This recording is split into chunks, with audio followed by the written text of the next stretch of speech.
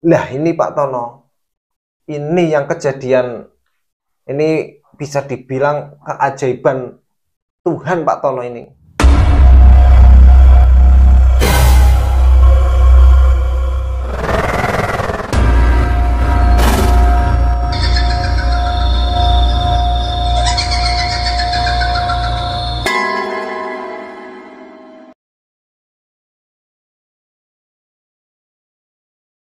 Assalamualaikum warahmatullahi wabarakatuh. Pemirsa Siwagu TV, baru-baru ini terjadi sebuah kebakaran yang cukup hebat dan dahsyat yang terjadi di Dukuh Siwagu, Desa Brokoh, Kecamatan Wonotunggal, Kabupaten Batang, Jawa Tengah tentunya. Tim kita dengan susah payah ikut serta berjuang memadamkan api, dan dialah salah satu saksi daripada terjadinya kebakaran ini, dan dia juga ikut langsung partisipasi menolong sehingga tahu betul jelas kronologi yang sebenarnya. Kita panggil narasumber kita, Mas Jenta.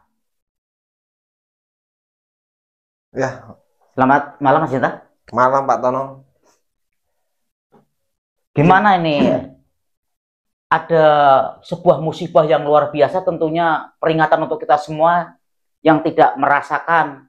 Walaupun kita tidak merasakan, begitu melihat kejadian itu sangat luar biasa, kita yang tidak di situ udah ngeri. Bagaimana sebenarnya yang terjadi kronologinya, Mas Cinta? Waktu itu saya habis pulang dari pasar mengantar istri saya sekitar jam 7. Saya melihat ada asap tebal.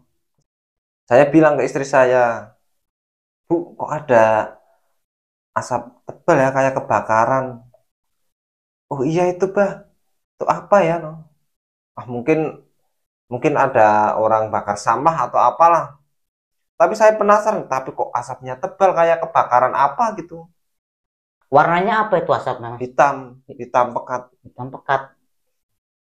Terus saya masuk ke rumah, saya bikin kopi kan, nyantai-nyantai, ngopi. Terus saya dengar di luar rumah kok ada teriak-teriak kebakaran, kebakaran. Saya langsung keluar melihat melihat asap itu tambah tambah pekat, tambah banyak asapnya Pak Tono. Saya langsung lari ke sana dan ternyata itu rumah Pak Romi dan Ibu Partiwi Pak Tono. Untuk jarak rumah dari Mas Cinta sendiri sekitar berapa meter itu, Mas Cinta? Ya itu sekitar 100 meter Pak Tono. Oh, berarti termasuk dekat ya? Dekat, dekat Emang sekali. kok Mas Cinta kok istilahnya kok nggak langsung lari ke sana, itu memang memang cuma sebatas nggak tahu itu memang misalnya orang bakar-bakar gitu. Nggak tahu kan ini rumah saya. Terus rumah Pak Romi itu kan di belakang musola. Oh, berarti tertutup istilahnya Tertutup ya. ya, jadi kan Oh, nggak tahu lah. Saya lari, di situ udah lumayan ramai Pak Tono. Ternyata emang benar itu, api udah besar sekali. Yang saya lihat di sana itu orang-orang lumayan banyak tapi pada diam bingung, Pak Tono, bingung bingung. sendirian, nggak bisa ngambil tindakan apa-apa karena mungkin melihat api tersebut. Iya kan kebetulan Pak Romi kan di situ kan usaha gas lah, ada tabung gas banyak. Hmm. Dan itu api itu dekat sama tabung gas Pak Tono. Kan orang itu kan mau ambil gasnya Pak Tono biar nggak kebakar lah. Berarti tabungnya sebagian masih isi atau masih isi semua itu? Tabungnya itu ya ada yang kosong, tapi banyak yang isi. Yang isi banyak, mungkin seratusan kayaknya. Masih ada ratusan lebih. Katanya udah Seandainya itu ratusan. terjadi ledakan, berarti rata itu rumah ya. Kalau itu meledak satu saja, kemungkinan rumah hancur Pak Tono. Saya juga pertama bingung, ini mau nolong gimana ini, mau deket gas kok takut, ya orang pada takut. Terus saya lihat ke kanan rumah yang belum kebakar itu Pak Tono. Saya lari ke sana, saya lari, nyelamatin barang-barang yang belum kebakar dan nyiramin lah, nyiram air biar nggak merambat itu apinya. Ya itu berarti kakak dari Ibu Partiwi itu teriak-teriak Pak Tono, histeris lah, kan takut adiknya itu di dalam Pak Tono, masih di dalam di lingkaran api. Adiknya kan mungkin mau juga menyelamatin barang-barang yang berharga. Saya terus sama Pak Polisi, pas polisi kan kebetulan bareng sama saya Pak Tono. Wah, terus ada termasuk gerak cepat ya dari polsek ya. Terus ada Pak Carik di situ. Wah, Pak Carik itu kayak nggak mementingkan diri sendiri Pak Tono. Sama Pak Polisi itu yang ambil gas itu Pak Carik Pak Tono sama Pak Polisi. Gas dilempar-lemparin, jauhkan dari api gas itu, kalau kebakar gimana. Tapi itu udah bahaya sekali Pak Tono. Waktu Pak Carik sama Pak Polisi ambilin sisa gas itu, di atapnya itu udah hangus kebakar dan pada jatuh. Itu kan yang orang-orang pada teriak, minggir soalnya kan udah hangus terbakar pada jatuh itu. Tapi dia tidak mau dengar sebelum gasnya itu keluar semua. Habis dikeluarin semua, terus pada ke belakang semua yang belum kebakar itu. Dan saya sama Pak Polisi sama Pak Cari kan mengira Mbak Partiwi itu masih di dalam. Soalnya kata suaminya, kata Pak Romi itu, yang saya tanyakan itu, katanya istrinya masih di dalam kamar. Saya, Pak Polisi, terus Pak Carik dan warga lainnya kan panik Pak Tono. Dipanggilin nggak ada suara kan yang kita takutkan Mbak Parti pingsan di dalam. Soalnya kan di kamar itu asap udah banyak sekali Pak Tono. Kita mau lewat ruang tengah udah nggak bisa karena kamar tertutup semua. Kamar 3 itu tertutup Pak Tono. Terus di depan kamar itu api udah besar sekali Pak Tono. Istilahnya sudah menutup akses jalan untuk masuk ke kamar. Kita masuk udah nggak mungkin Pak Tono. Soalnya api itu di depan kamar itu udah besar sekali. Kita mau ke sana udah nggak mungkin. Akhirnya Pak Carik ambil pompa ban itu loh, pompa manual. Terus mecahin jendela kamar Pak Tono. Jendela kamar dipecahin semua. Dan alhamdulillah Pak Tono, Ibu Partiwinya ternyata udah dievakuasi sama warga yang lain Pak Tono. Alhamdulillahnya itu. Kita kan panik semua, kita ambil barang-barang yang mudah terbakar biar nggak terbakar. Dan kita di dalam itu ya berarti saya sama warga itu di belakang rumah Pak Tono.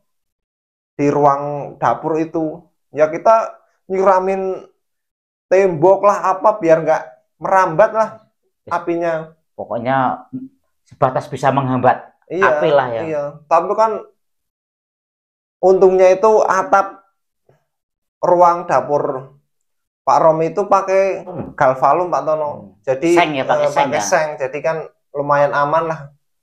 Ya itu kayu itu udah pada jatuh Pak Tono. Jeder. Nggak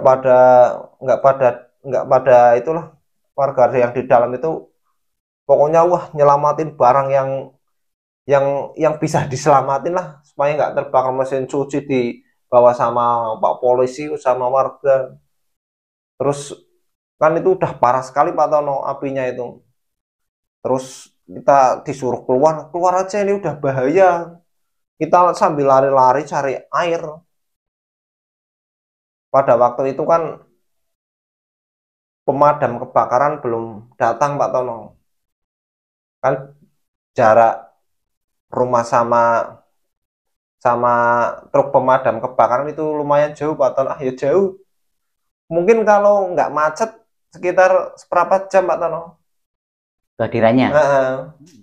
Kita anggap 15 menit lah nyampe.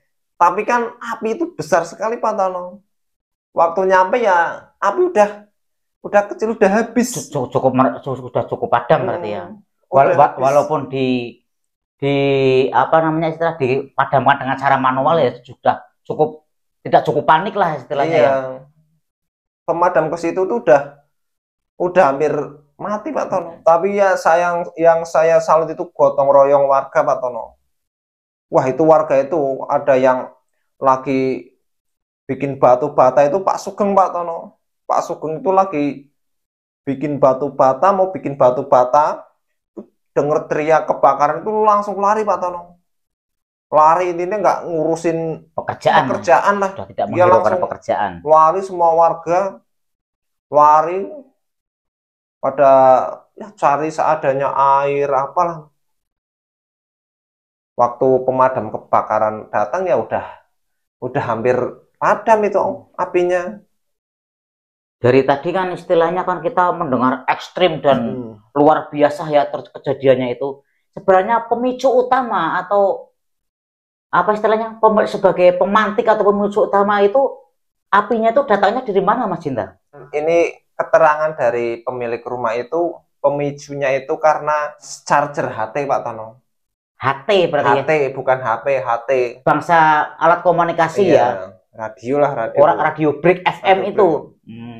Gimana itu? Itu berawal dari charger HT Pak Tono. Ya orang pada ada yang isu-isu dari masyarakat, ada dari HP, ada dari gas, itu yang beredar itu banyak, dan sebenarnya itu dari HT. HT mungkin terlalu panas, mungkin kelamaan, terus ada konsleting listrik. Pak Romi ngecas HT itu di meja, tapi di atas meja itu buku-buku nota Pak Tono. Nah itu ditaruh di situ. Konslet kan kertas itu Pak Tono, banyak kertas, langsung kebakar. Dan di sebelahnya ada spring bed Pak Tono. Dan di sekitar itu ada oli Pak Tono. Oli gimana itu maksudnya? Itu oli motor. Dagangan. Pak Romi kan juga sales oli lah, mungkin sisa-sisa oli yang belum terjual. Kan pas kejadian itu Pak Romi lagi ngasih makan unggas dan istrinya lagi di kamar Pak Tono, lagi ketiduran lah, mungkin nggak enak badan lah. Yang mengetahui kebakaran duluan itu istrinya Pak Tono. Setelah dia bangun tidur, dia melihat ada asap besar, dan ternyata itu api di dalam gudang itu Pak Tono. Ternyata spring bed kebakar dan oli itu sudah kebakar Pak Tono. Berarti itu api itu di gudang, kamar gudang itu udah besar sekali Pak Tono. Dan Ibu Partiwi itu udah mencoba berusaha memadamkan sendiri, pakai handuk lah, pakai air, tapi kan api udah besar. Dan itu kan oli Pak Tono, oli disiram air tambah besar. Dan dia teriak-teriak, dan akhirnya Pak Romi datang. Tapi api itu udah terlanjur besar Pak Tono. Dan ada salah satu tetangga, namanya Pak Irwanto, itu lihat api kok udah sampai ke atas. Dia lari ke situ, dia ikut bantuin Pak Tono, tapi api itu udah besar sekali. Dan Pak Irwanto itu ambil ember, dia ke dalam mau memadamkan api. Api udah terlalu besar, dia nggak kuat Pak Tono. Dia bilang ke Ibu Partiwi, Mbak, ini udah nggak kuat Mbak, ayo kita keluar aja. Tapi Ibu Partiwi itu kekeh ingin supaya api itu padam. Apa kayak bantal lah diambil biar nggak ikut terbakar yang sisa di dalam itu loh, di gudang itu. Terus datang lagi tetangga, namanya Mbak Surem Pak Tono. Dia lihat perempuan, dia lihat api itu udah besar, dan dia lari. Dia itu Pak Tono yang pertama teriak-teriak minta tolong ke warga itu Mbak Surem Pak Tono. Dia teriak-teriak keliling kampung lah, sekitar dia teriak-teriak, dan akhirnya ada banyak warga itu ya karena Mbak Surem itu Pak Tono. Makanya minta pertolongan pertama lah ya. Minta pertolongan, tapi kan api itu udah besar Pak Tono. Dan warga ke situ pun api udah naik ke atas Pak Tono. Udah besar sekali. Dan Pak Irwanto itu udah lihat Mbak Partiwi kena luka bakar Pak Tono. Dia datang ke situ, Mbak Partiwi itu udah mukanya udah sama tangan sama kakinya udah kena luka bakar. Itu penyebabnya katanya dia nyiram air itu Pak Tono. Tapi airnya tambah besar dan apinya kan besar sekali, nyerang balik Pak Tono. Waktu itu Ibu Partiwi disuruh keluar nggak mau Pak Tono. Karena api udah besar kan bahaya Pak Tono, daripada memakan korban jiwa kan mending barang-barang biarin terbakar lah. Itu udah besar sekali Pak Tono. Ibu Partiwi disuruh keluar nggak mau. Ada beberapa warga nggak menghiraukan Mbak Partiwi lah. Ibu Partiwi itu langsung diangkat Pak Tono, diangkat warga, dievakuasi.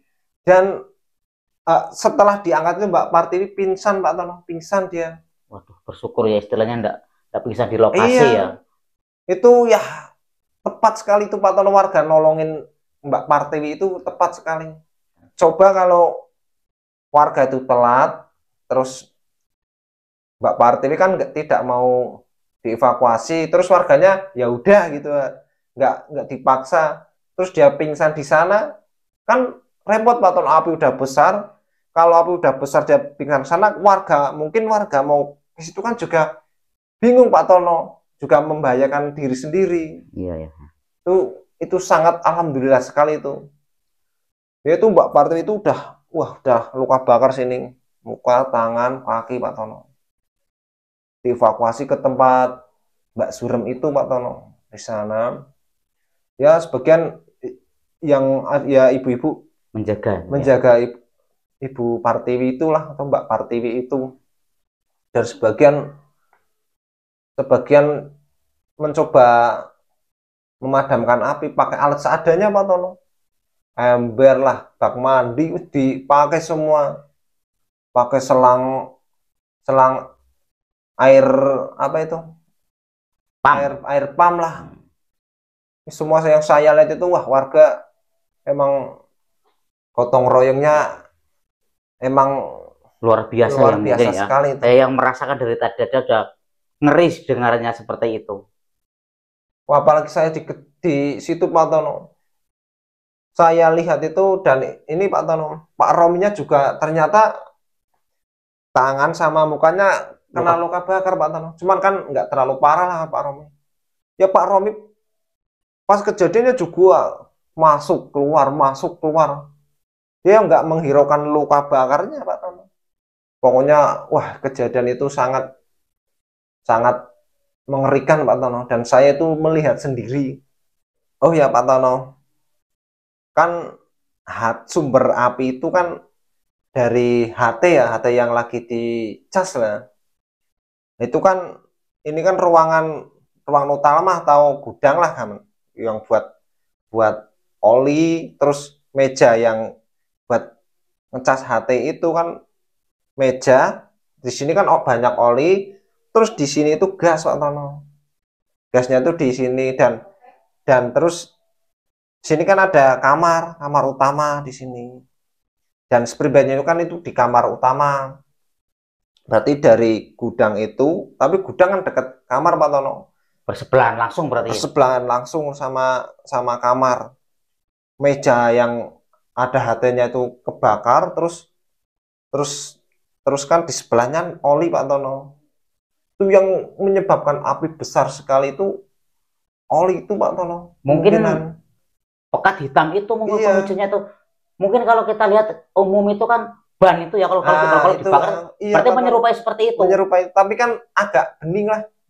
Agak putih, nggak terlalu pekat hitam kayak ban dibakar itu. Soalnya kan itu oli baru. Iya. Terus masuk ke kamar itu dan membakar springbat itu Pak Tono. Itu kok logikanya gimana itu? Kan kamar bersebelahan dengan gudang, tentunya kan pasti ada pintunya lah. Itu gimana kok bisa menyambar masuk ke kamar itu? Oh iya Pak Tono. Umpama kan ini meja yang buat charger HT kan. Nah, kan kamar di sini. Pintunya itu hadapnya ke depan, Pak Tono. Oh, berarti pintu langsung menghadap ke gudang. Ke gudang ya, pintunya itu hadap ke gudang. Enggak istilahnya enggak menyamping gudang, enggak berarti langsung menghadap ke gudang. Langsung menghadap ke gudang. Ya, wajar lah ya, langsung api berarti langsung lari kemana yang longgar berarti ya. Kan mungkin gini Pak Tono, ini kan secara teori mungkin ya. Kan oli kan kebakar Pak Tono. Kan berarti kan olinya kan tumpah. Nah, mungkin tumpahnya bisa jadi kan masuk kemana-mana ya istilahnya, yang rendah. Ke pintu yang banyak dari kayu, mungkin ada bahan yang mudah terbakar itu Pak Tono. Jadi di kamar ya spring bed, lemari itu terbakar Pak Tono. Itu barang-barang di situ itu saya penasaran nih.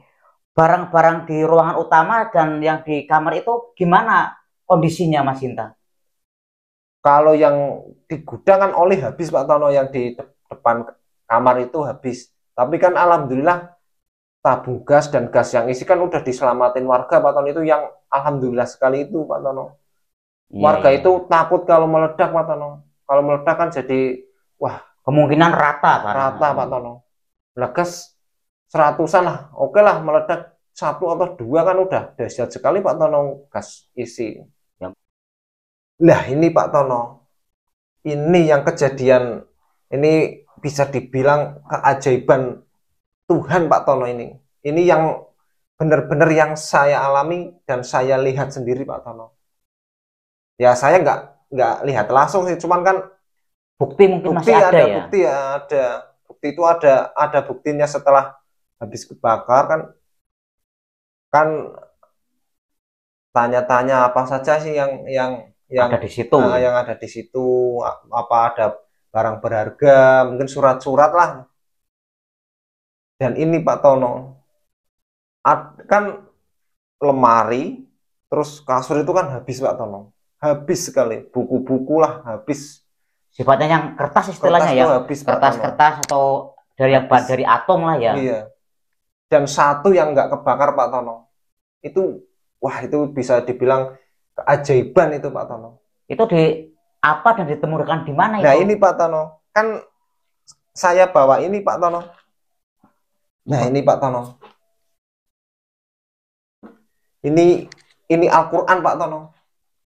Ini pemirsa ya. Ini benar-benar Al-Quran, ini kan udah bekas-bekas ini kayak ini ya, kayak bekas arang apa ini ya? Iya, ini kebakar Pak Tono. Ini ya, apa di ini dalamnya masih ada ini. Ini bukti nih ya, kita nggak ini ke bolong-bolong Mas. Ini iya. yang tembus mungkin ya. Iya. Ini ya. Apa di ini nggak ada yang ayat-ayat ini nggak ada yang terbakar ini, cuman ini kan bolong. Ada yang kurang ya. Iya nih ya, bolong nih Pak Tono. Apa di ini kamar tersebut hanya Al-Quran ini yang ada Mas? Oh, enggak Pak Tono. Ini kata yang punya rumah ya Pak Tono. Di dalam kamar itu ada banyak Al-Quran Pak Tono. Oh, berarti bukan cuma ini. Enggak cuma ini. Kok aneh ya istilahnya Nun Sewu. Ini kok Nun Sewu ini istilahnya sudah bodol ya Mas ya. Ya ada cerita apa nih di balik Al-Quran ini ya? Luar biasa. Al-Quran itu banyak Pak Tono. Ada katanya ya, kata Pak Romi lah dan kata Ibu atau Mbak Partiwi, itu ada Al-Quran yang dari Arab, ada dari Malaysia, dari temennya. Nah, kalau dari Arab kan Pak Romi kan pernah ke sana lah. Dan Al-Quran yang lain itu terbakar Pak Tono. Yang lain enggak ada. Yang lain enggak ada terbakar. Dan anehnya ini Pak Tono. Ini Al-Quran itu kan ditaruh di lemari. Ya lemari enggak tinggi lah. Lemari ya sedangkan lah. Dan Al-Quran yang lain juga Pak Tono di sebelahnya. Berarti disatukan istilahnya. Disatukan. Dan di atas Al-Quran ini ada kacamata. Untuk apa itu? Kacamatanya mungkin buat baca inilah biar jelas. Dia ada kacamata. Al-Quran yang lain habis terbakar Pak Tono. Ini yang tersisa Pak Tono. Ini setelah saya selidiki Pak Tono, kenapa kok ini nggak terbakar? Al-Quran ini yang buat tadarus Pak Tono sama si pemilik rumah itu, dan juga belum khataman lah katanya, tinggal 3 juz lagi atau 4 juz itu.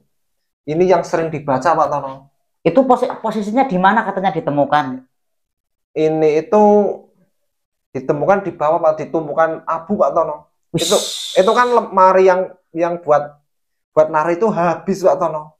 Tinggal debu-debu itu. Berarti ini termasuk posisinya tertimpa debu, berarti secara lisan berarti tidak kelihatan ya kalau? Iya, nggak kelihatan, ini tertimpa debu Pak Tono. Ini yang menemukan itu Mas Diro Pak Tono. Mas Diro kan tetangga berarti belakang rumahnya. Ya, benar-benar banyak itu Al-Quran yang ada di rumah itu. Nah, coba lemari yang buat nari ini aja habis debu, dan ini itu ditumpukan debu, berarti di debu sisa lemari kebakar itu Pak Tono. Berarti gimana itu logikanya gimana ya? Benar-benar habis Pak Tono. Ini kalau kita nalar secara logika nggak mungkin ya, tapi kan ini terjadi Pak Tono. Faktanya seperti itu. Ini kalau kita secara akal ya bisa saja terjadi. Ya mungkin itu saja Pak Tono cerita dari saya atau penjelasan kronologi kebakaran rumah Ibu Pertiwi dan Bapak Romi. Soalnya beritanya itu ya simpang siur Pak Tono, ada yang dari gas lah, ada yang dari kompor, ada yang dari HP, dan ini saya meluruskan dan ini saya menjelaskan semua itu dari HT Pak Tono.